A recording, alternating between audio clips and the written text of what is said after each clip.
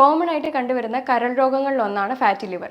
ഇത് നമുക്ക് എങ്ങനെ വീട്ടിലിരുന്ന് തന്നെ മാറ്റിയെടുക്കാം എന്നുള്ളതാണ് ഇന്നത്തെ വീഡിയോയിലൂടെ നമ്മൾ നോക്കുന്നത്. എൻ്റെ പേര് doctor Sandra Ajith, Prana nature care centre, Kollam district.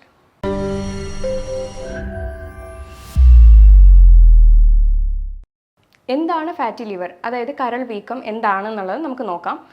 കരളിൽ ഒരു പരിധിയിലപ്പുറം കൊഴുപ്പടിയുന്നതിനെയാണ് ഫാറ്റി ലിവർ എന്ന് പറയുന്നത്. ഇത് ആൺപെൺ വ്യത്യാസമില്ലാതെ, പ്രായപരിധി വ്യത്യാസമില്ലാതെ ഇപ്പോൾ എല്ലാവർക്കും കണ്ടുവരുന്ന ഒരു രോഗം കൂടിയാണ്. ഇത് മെയിനായിട്ട് 2 ടൈപ്പാണുള്ളത്. ഒന്ന് ആൽക്കഹോളിൻ്റെ ഉപയോഗം മൂലം ഉണ്ടാകുന്നത് ആൽക്കഹോളിക് ഫാറ്റി ലിവർ ഡിസീസ് എന്ന് പറയും. Non alcoholic fatty liver disease അല്ലാതുള്ള കാരണങ്ങൾ കൊണ്ടുണ്ടാകുന്നതാണ്. ഇതിൻ്റെ കാരണങ്ങൾ പലതാണ്. അതായത് ആൽക്കഹോളിൻ്റെ ഉപയോഗം മൂലം ഉണ്ടാകുന്നത്, സ്മോക്കിങ്ങിൻ്റെ ഉപയോഗം മൂലം ഉണ്ടാകും ഇത്.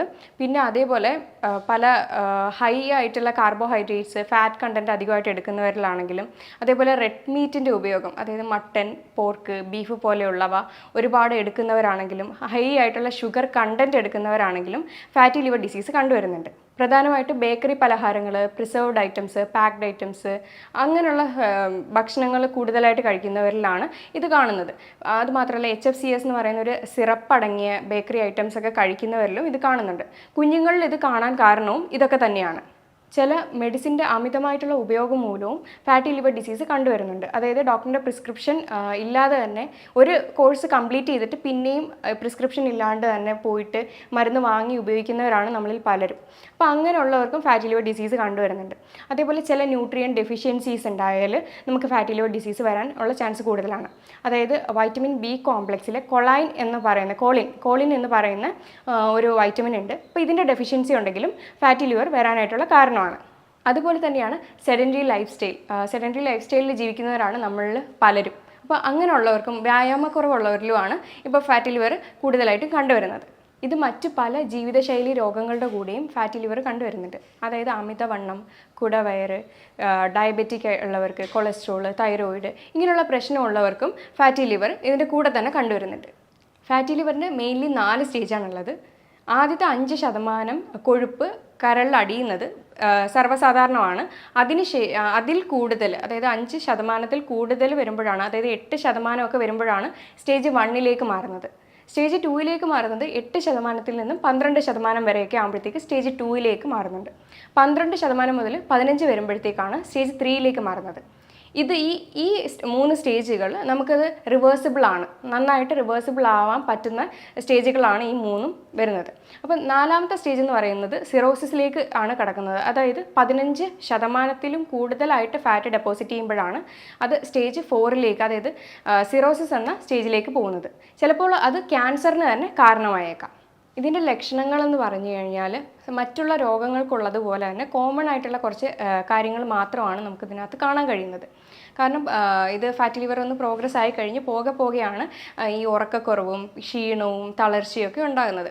പിന്നെ വയറിൻ്റെ വലത് ഭാഗത്ത് മുകളിലായിട്ടുള്ള ഒരു ഡിസ്കംഫർട്ട്നെസ് ഒക്കെയാണ് പ്രധാനമായിട്ട് ഇതിന് കാണുന്നത്. വയറിനകത്തുള്ള ബുദ്ധിമുട്ട് കാരണം യൂറിനായാലും മോഷനായാലും അതിൻ്റെ ഒരു വ്യത്യാസം, അതിനകത്തുണ്ടാകുന്ന ചേഞ്ചസും അതിനകത്തൂടെ കാണാൻ പറ്റും നമുക്ക്. അതൊക്കെയാണ് ലക്ഷണങ്ങളെന്ന് പറയുന്നത്. പിന്നെ സ്കിന്നിനകത്ത് തന്നെ പല ഡിസ്കളറേഷൻസും ഉണ്ടാവും. മുഖത്ത് നീര് കെട്ടുക, പിന്നെ കണ്ണിൻ്റെ 2 സൈഡിലുമായിട്ട് നിഴലിപ്പ് പോലെ വരിക, ഇതൊക്കെയാണ് നമ്മുടെ ഫാറ്റി ലിവറിന് വരുന്ന ലക്ഷണങ്ങൾ എന്ന് പറയുന്നത്. ഇതിങ്ങനെ എന്തെങ്കിലും ഉണ്ടെങ്കിൽ ഉറപ്പായിട്ടും ഒരു ഡോക്ടറിനെ കൺസൾട്ട് ചെയ്ത് അതിന് വേണ്ടുന്ന ഒരു ഡയഗ്നോസ്റ്റിക് മെത്തേഡ് ചെയ്യുന്നതായിരിക്കും ഏറ്റവും ബെറ്റർ ആയിട്ടുള്ളൊരു കാര്യം. ഇത് നമുക്ക് അറിയണമെങ്കിൽ നമുക്ക് ബ്ലഡ് ടെസ്റ്റ് ചെയ്ത് നോക്കാവുന്നതാണ്. ബ്ലഡ് ടെസ്റ്റിൽ ലിവർ ഫങ്ഷൻ ടെസ്റ്റിന് SGOT, SGPT വാല്യൂസ് നമുക്ക് നോക്കാവുന്നതാണ്. പിന്നെ ഒരു സ്കാൻ എടുക്കാം. സ്കാൻ എന്ന് പറയുമ്പോൾ അൾട്രാസൗണ്ട് സ്കാൻ വയറിൻ്റെയും പെൽവിസിൻ്റെയും കൂടി എടുത്തു കഴിഞ്ഞാൽ അതിനകത്ത് നമുക്ക് ഗ്രേഡും കാര്യങ്ങളൊക്കെ തിരിച്ചറിയാൻ പറ്റുന്നതായിരിക്കും. പിന്നെ നമുക്ക് ഫൈബ്രോ സ്കാൻ എടുക്കാം. റെയർ ആയിട്ട് ബയോപ്സിയും ചെയ്യാറുണ്ട്. ചില ടൈം ഈ ലിവർ ഫങ്ഷൻ ടെസ്റ്റ് ചെയ്യുമ്പോൾ SGOT, SGPT വാല്യൂ നോർമലായിട്ട് കാണിക്കും. നമ്മുടെ സ്കാൻ എടുക്കുകയാണെങ്കിൽ അതിനകത്ത് ചിലപ്പോൾ ഗ്രേഡ് 1 അങ്ങനെയൊക്കെ ആയിരിക്കും കാണിക്കുന്നത്. അപ്പോൾ അങ്ങനെയുള്ള സ്റ്റേജുകളിൽ ഒരു ഫൈബ്രോ സ്കാൻ ചെയ്യുന്നത് വളരെ നല്ലതായിരിക്കും. നമുക്ക് ഗ്രേഡ് 3 വരെ ലിവറിനൊരു റീജനറേറ്റീവ് കപ്പാസിറ്റി ഉണ്ട്. അതായത് തന്നെത്താനെ സുഖപ്പെടുത്താൻ ഒരു കഴിവുള്ള ഒരു ഓർഗനാണ് ലിവർ എന്ന് പറയുന്നത്. അപ്പോൾ ഗ്രേഡ് 3 ഒക്കെ ആണെങ്കിൽ നമുക്കത് തിരിച്ച് നോർമൽ ലെവലിലേക്ക് കൊണ്ടുവരാനായിട്ട് കഴിയും.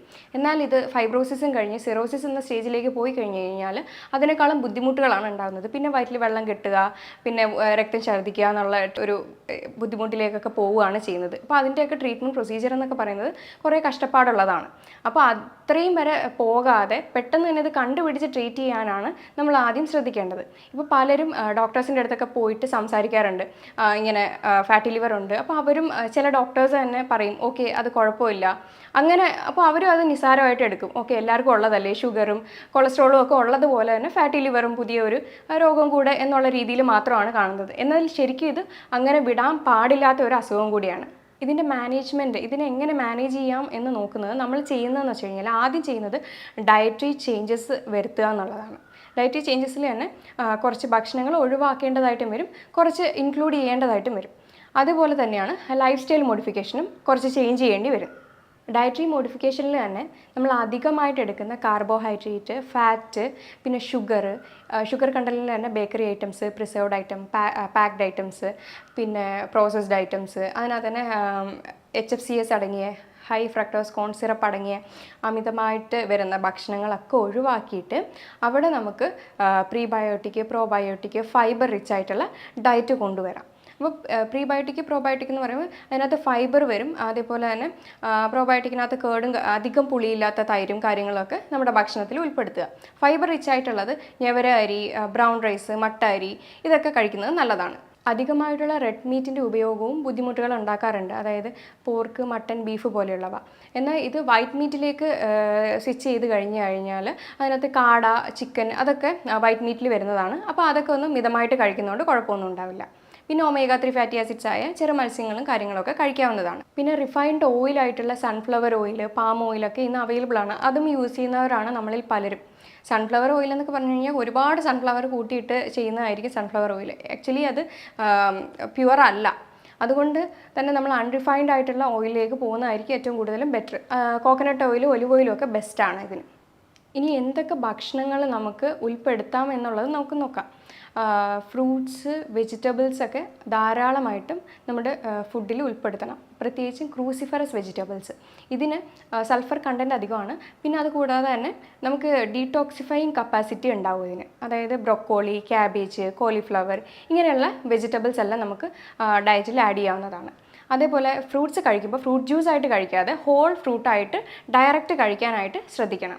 കാരണം ഇതിൻ്റെ ഫൈബേഴ്സ് എല്ലാം നശിച്ചു പോവുകയാണ് ഫ്രൂട്ട് ജ്യൂസ് ആക്കുമ്പോൾ വരുന്ന പ്രശ്നം. പിന്നെ നല്ല ലീഫി വെജിറ്റബിൾസ് ഒക്കെ നമുക്ക് ഡയറ്റിൽ ആഡ് ചെയ്യാവുന്നതാണ്.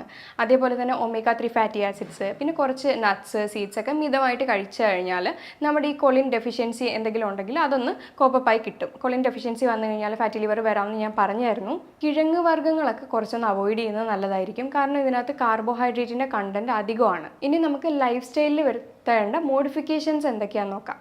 അതായത് ലോങ് ഗ്യാപ്പിൽ കഴിക്കുമ്പോൾ നമ്മൾ ബോഡി അത് സ്റ്റോർ ചെയ്യാനായിട്ടുള്ള ചാൻസ് കൂടുതലാണ്. അതായത് ലോങ് ഗ്യാപ്പിൽ കഴിക്കുമ്പോൾ നമ്മൾ രാവിലെ കഴിക്കാതെ ഉച്ചയ്ക്ക് ഒരു 11 മണിക്കൊക്കെ കഴിക്കുമ്പോഴത്തേക്കും അത് നമ്മൾ ഒരുപാട് കഴിക്കുകയും ചെയ്യും. അത് നമ്മുടെ ബോഡി ഫാറ്റായിട്ട് സ്റ്റോർ ചെയ്ത് വെക്കുകയും ചെയ്യും. അപ്പോൾ ഈ ഒരു ലോങ് ഗ്യാപ്പ് അവോയ്ഡ് ചെയ്യാൻ നോക്കുക. കഴിക്കുന്നത് ഷോർട്ട് ടേം ആയിട്ട് കഴിക്കുകയും ചെയ്യുക. കുറച്ച് അളവിൽ കഴിക്കാനും ശ്രദ്ധിക്കുക. എന്നിട്ട് ഒരു 11 മണിക്കും 4 മണിക്കും ചെറിയ ഫ്രൂട്ട് സാലഡോ അല്ലെങ്കിൽ വെജിറ്റബിൾ സാലഡോ ഒക്കെ കഴിക്കുന്നത് വളരെ നല്ലതാണ്. പിന്നെ നമുക്ക് അതായത് രാത്രിയിൽ ഓവറായിട്ട് ഭക്ഷണം കഴിക്കുന്ന ആളുകളാണ് കൂടുതലും. കാരണം വർക്ക് കഴിഞ്ഞ് ഡ്യൂട്ടിയൊക്കെ കഴിഞ്ഞിട്ട് വരുമ്പോഴത്തേക്കും ഒരു സമയവും അത് കഴിച്ചിട്ട് ഉടനെ കിടക്കുന്ന ഒരു ശീലമാണ്. എന്നാൽ ഭക്ഷണം കഴിച്ചിട്ട് ഉടനെ കിടക്കാനും പാടില്ല. പിന്നെ രാത്രിയിൽ കഴിക്കാൻ ഒരു 6:30, 7 ആ ഒരു ടൈമിൽ മാക്സിമം ഒന്ന് കഴിക്കാൻ നോക്കുക. എന്നിട്ട് പിറ്റേ ദിവസം രാവിലെ ഒരു 8 മണിക്ക് കഴിക്കുമ്പോഴത്തേക്കും നമുക്കൊരു ഇൻ്റർമീഡിയറ്റ് ഫാസ്റ്റിംഗ് രൂപത്തിൽ കിട്ടുകയും ചെയ്യും. അപ്പോൾ അത്രയും ടൈം ഗ്യാപ്പും കിട്ടും. ആ ഒരു മോഡിഫിക്കേഷൻ നടത്തിയാൽ ഏറ്റവും നല്ലൊരു കാര്യമാണ്. അതുപോലെ നമുക്ക് കൊണ്ടുവരാൻ പറ്റുന്ന ഒന്നാണ് ഡെയിലി 1 മണിക്കൂർ എക്സസൈസ് അല്ലെങ്കിൽ യോഗ ചെയ്യുന്നത്. അതേപോലെ ഈ പകൽ ഉറക്കവും ഒഴിവാക്കുന്നത് വളരെ നല്ലതായിരിക്കും. എക്സസൈസും യോഗയൊക്കെ ചെയ്യുമ്പോഴത്തേക്കും നമ്മുടെ ബോഡി മെറ്റബോളിസം ഒക്കെ ഇമ്പ്രൂവ് ആയി നമ്മുടെ ശരീരം ഒന്ന് ആക്ടിവേറ്റ് ആവുകയാണ് ചെയ്യുന്നത്. വെയിൽ കൊള്ളുന്നത് നല്ലതാണ്. ഡെയിലി ഒരു 20 മിനിറ്റ് അല്ലെങ്കിൽ 30 മിനിറ്റ് ശരീരത്തേക്ക് വെയിൽ കൊള്ളുന്നത് നല്ലതാണ്.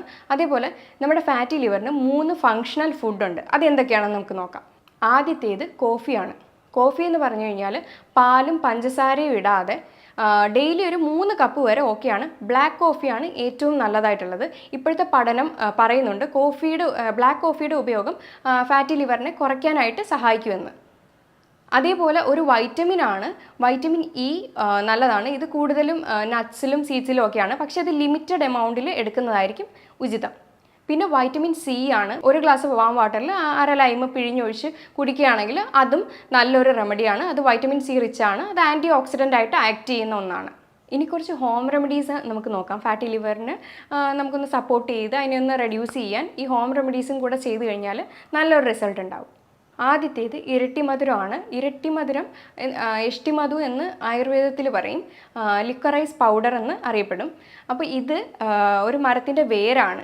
അപ്പോൾ ഇതിൻ്റെ നീര് ചതച്ചെടുത്തതിന് ശേഷം, അല്ലെങ്കിൽ ഇത് പൗഡർ ഫോമിലും അവൈലബിൾ ആണ്, അതൊരു ടീസ്പൂണോ എടുത്തിട്ട് നമ്മുടെ വീട്ടിൽ തന്നെ പൊടിച്ച മഞ്ഞൾപ്പൊടി കുറച്ചൊരു നുള്ളിൽ എടുത്തതിന് ശേഷം ഇത് നല്ല വെള്ളത്തിൽ തിളപ്പിച്ചിട്ട് അത് ഇടനേരത്തിൽ രാവിലെ 11 മണിക്കോ അല്ലെങ്കിൽ വൈകിട്ട് 4 മണിക്കോ ആയിട്ട് ഇത് കഴിക്കാവുന്നതാണ്. ആപ്പിൾ സിഡർ വിനെഗർ അര സ്പൂൺ എടുത്തതിന് ശേഷം അതൊരു ഗ്ലാസ് വെള്ളത്തിൽ നന്നായിട്ട് കലർത്തി അത് ഇടനേരത്തിൽ കഴിക്കുന്നത് നല്ലതാണ്. അടുത്തതാണ് കരിക്കിൻ വെള്ളം. അത് വീക്ക്ലി 2-3 പ്രാവശ്യം എടുക്കുന്നത് നല്ലതാണ്. അതേപോലെ തേനും മഞ്ഞൾപ്പൊടിയും കൂടെ കുറച്ച് മിക്സ് ചെയ്ത് ഡെയിലി ബേസിസിൽ കഴിക്കുന്നത് നല്ലതാണ്. ഒരിക്കലും ഒരു ഹോം റെമഡിയോ എന്തോ ആയിക്കോട്ടെ അത് കണ്ടിന്യൂസ് കുറേ നാളത്തേക്ക് എടുക്കാൻ പാടില്ല. ഒരു 10 ദിവസം എടുക്കുക, ഗ്യാപ്പ് വിടുക, പിന്നെ ആവശ്യമെങ്കിൽ മാത്രം 10 ദിവസം എടുക്കുക. അങ്ങനെ വേണം ചെയ്യാനായിട്ട്. ഇനി ഒരു ഡ്രിങ്കാണ്. 1 ഗ്ലാസ് കരിക്കിൻ വെള്ളം എടുത്തിട്ട് അതിനകത്ത് കുറച്ച് ഫ്ലാക്സ് സീഡ് ആഡ് ചെയ്യുക, അതായത് ചണവിത്ത് എന്ന് പറയും. അപ്പോൾ ഇത് വൈറ്റമിൻ ഇ ഒക്കെ റിച്ച് ആണ്. അപ്പോൾ ഇത് ആഡ് ചെയ്തതിന് ശേഷം കുറച്ച് നാരങ്ങാനീര് ഒഴിക്കുക. അതിൻ്റെ കൂടെ സിനമൺ എന്ന് പറയുന്ന കറുവപ്പട്ട എന്ന് പറയുമ്പോൾ 2 ടൈപ്പാണുള്ളത്. മറ്റേത് പെട്ടെന്ന് ഒടിഞ്ഞു കിട്ടത്തില്ല, ഇത് പേപ്പർ പോലെ പൊടിഞ്ഞു വരും, കുറച്ച് എക്സ്പെൻസീവാണ്. അപ്പോൾ അതും കുറച്ച് ആഡ് ചെയ്തതിന് ശേഷം അതിൻ്റെ കൂടെ മഞ്ഞൾപ്പൊടിയും കൂടെ ആഡ് ചെയ്തിട്ട് ഇതെല്ലാം കൂടെ മിക്സ് ചെയ്ത് ഇതൊരു സ്നാക്കായിട്ട് എടുക്കുന്നത് നല്ലതായിരിക്കും. രാവിലെ 11 മണിക്കോ അല്ലെങ്കിൽ വൈകിട്ട് 4 മണിക്കോ കഴിക്കുന്നത് വളരെ നല്ലതാണ്.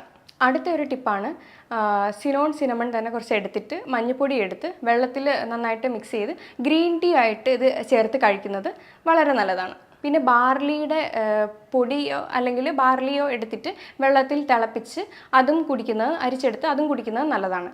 പിന്നെ നെല്ലിക്കയുടെ ജ്യൂസ് കുടിക്കുന്നത് നല്ലതാണ്. നെല്ലിക്ക 2 എടുത്തിട്ട് കുറച്ച് വെള്ളത്തിൽ മഞ്ഞൾപ്പൊടിയും ഉപ്പും കറിവേപ്പിലയും കൂടി ഇട്ട് നന്നായിട്ട് ജ്യൂസ് അടിച്ചിട്ട് അത് കുടിക്കുന്നത് നല്ലതാണ്. ലാസ്റ്റ് ഒരു ടിപ്പും കൂടെ പറയാം.